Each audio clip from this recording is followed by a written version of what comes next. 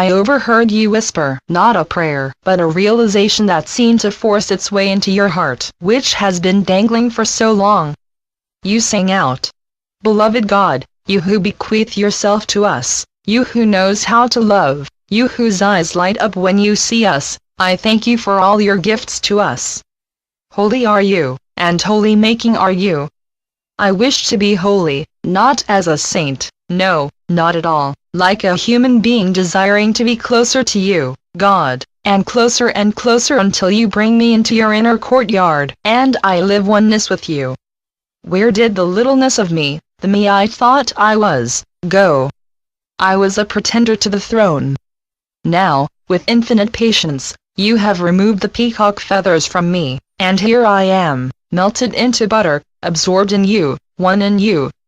While I am on earth, I continue to be a body that is not you. My body is the dust unto dust. My soul is the pure light of God. Ego in the form of conceit just doesn't live in this body anymore. Ego simply couldn't remain in your presence. Ego had to get out of me, for, of course, I had to transcend anything that was not the truth of you, God. I had to let joy in through the door of my heart and ego out the door. Shoo, ego, I said, shoo. Ego skulked out the door, and I, as God's pure light, am left. That which I once thought was myself was an intruder, an eluder, interloper, a veneer. The interloper left, and I was left. I, in God's truth, was left. All my life up until now, I had been taken over by illusion and frantic activity. Now I am a dancer of truth.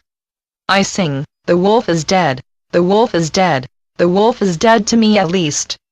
The scavenger is gone. The deep feeder of the spoils has left, and the dancer of truth is left. I am so deep in joy that I can hardly lift my eyelids. I remain. The riffraff has gone. The body is a shell. I am not a shell. The shell no longer hides me from myself. I don't know how to explain this. I even love the ego who has had to flee. It sang its song. Now its voice has been stilled, and your voice envelops me and envelops the world. No longer am I sophisticated. I am restored to my original innocence. I can hardly speak.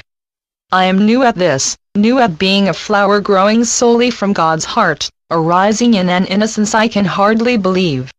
Everything that was not God in me has gone its merry way. The individual I was but a vestige of my original self. I am now my original self. Can I sustain myself now? Only the heart of me, which is the heart of you, God, remains. I am a star in heaven. I am light breaking through. There are no longer barriers. You, God, and I have blended. No, not blended, merged as one. To think of it, we were always one, yet I used to stand on my ego's shoulders, and I was like a vagabond holding out my hands for alms from the broken world. Now I am. Now I am pure being. There is hardly anything left of me. This was always the truth, yet my attention was diverted to baubles I call jewels, yet were not. Now I am simply here, and that is enough. This is all I want, to be here with you. That's all there is. I mean that this is the greatness that is. No longer do I chase after that which does not exist, and is, after all, a crumb or two to feed ego.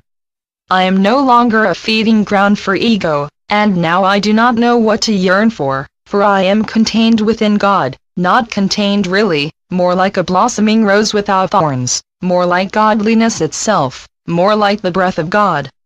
Now I notice I am inseparable from God, and God is inseparable from me.